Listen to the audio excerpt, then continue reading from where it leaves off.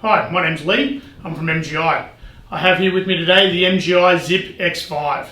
The X5 is an intermediate buggy which is perfect for moderate to hillier terrain.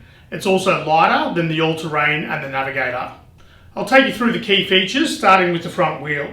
The X5 comes with a swivel front wheel which can be unlocked by rotating the front lever around 90 degrees. That'll allow you to unlock the wheel, then rotate it again back into its locking position.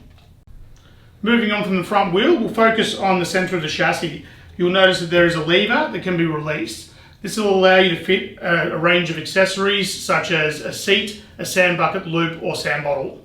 The X5 comes with all-terrain wheels as standard, which is perfect for all conditions. A great feature about the X5 rear wheels is that you can unlock them to freewheel mode. To unlock, press down the grey button until you remove it into the next groove. The furthest groove out is to freewheel, whereas the closest groove in on the axle is to lock it into the drive position. Moving on from the rear wheels, we'll focus on the motor and gearbox. The great thing about the X5 is it comes with a 230 watt motor and it also has a park brake installed in the motor. Along with the motor, there's a differential gearbox. This provides resistance while you're going down a hill. The X5 comes with a fourth wheel as standard. To activate the fourth wheel, tilt your buggy up and you will notice a toggle underneath that will release the fourth wheel into position. Moving on from the fourth wheel, we'll focus on the battery. The MGI X5 comes with a 250 watt 18 hole battery as standard. If you have a more challenging terrain, you can also opt for the 380 watt 36 hole battery. As with all Zip buggies, the X5 comes with an amazing click and go battery system. To fit the battery to the back of the buggy, simply put two hands under the handle and locate it to the back of the buggy. To activate the battery, press the lever all the way down until the lever is flush with the battery. The battery also has an onboard charging facility. You can simply release the handle and connect the charger to the battery while the battery is on board. Otherwise, you can take the battery off and charge it elsewhere if desired. Moving on from the battery, we'll focus on the upper bag support that has adjustable stretch straps and also the lower bag support that has just a single stretch strap. You can also adjust your handle by releasing the green lever and lowering the handle into the next position. Once locked in, always ensure that the bag support's been pushed all the way down. Moving up from the handle, we'll focus on the accessory station. You'll notice two ports that can be unscrewed, one on either side. This will allow you to fit an umbrella holder, scorecard holder, drink holder or multi-purpose clip. Moving on from the accessory station, you have your folding panel in the top box. You can open this folding panel to fit a GPS holder in position. From here, you'll notice that there is a USB charging port underneath the top handle. This will allow you to charge multiple devices. We'll now focus on the top panel. You'll notice that there are three buttons. You have your left button, the right button, and the center start stop button. The left-hand button takes you through distance A, distance B, and your total distance, similar to your odometer in your car.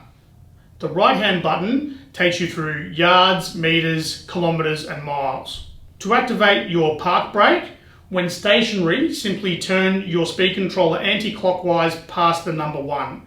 This will automatically activate your park brake. Your central button is your speed controller or your start-stop button. This will allow you to turn your speed up by turning the speed controller clockwise or down by turning it anti-clockwise. You can also start the buggy and stop the buggy by pressing it down once to start and once to stop. You can also activate the park brake by holding down the start-stop button and the right-hand button. To operate the buggy again, simply press down the start-stop button. The LCD display will give you your battery reading. It will also give you your speed setting and the distance travelled. You can also turn the X5 off by holding the left-hand button and the start-stop button down for around 3 seconds. To reactivate, you can also hold down the left button and start-stop button. Another great feature is the CDF function or control distance function. Simply hold down the start stop button for around 3 seconds and you'll notice that it'll display a 5. This can be turned all the way up to 60 or back down to 5. Press the start stop button and the car will travel that distance required. A great standout feature about the X5 is the downhill assist. If you set your speed setting on a really low setting like 1 or 2 It'll carry that speed as best as possible down any terrain. Another great feature about the X5 is the park brake. It is really good to have the park brake on hillier terrains. Moving on from the features, we'll focus on folding the buggy. We'll start off by taking the battery away from the buggy, putting it to the side. You'll notice that there is a green lever at the base of the buggy. Pull that green lever up and fold the buggy forwards. You'll notice another green lever in the centre, so release that lever and fold the top handle back. And then we want to tuck the bag support up by holding the toggle down and locking the bag support underneath, releasing that toggle. The last procedure is to lock that green lever into position. For storage and travel purposes, you can tuck away the fourth wheel, tilt your buggy up, and you'll notice a lever underneath. Push the lever in and release that fourth wheel so it locks underneath the chassis. To save even more space, you can invert the wheels. Simply press down the grey lever and take the wheel off, flip it 180 degrees and fit it back onto the axle again. To unfold the buggy, simply reverse the procedure as mentioned. The MGI Zip X5 comes with a 3-year warranty if registered within 30 days in Australia. If not registered within 30 days, it comes with a 2-year warranty as standard. This 2-year warranty also applies for all other countries. If you'd like more information, please visit our website, otherwise contact your local sales representative. My name's Lee, thanks for watching.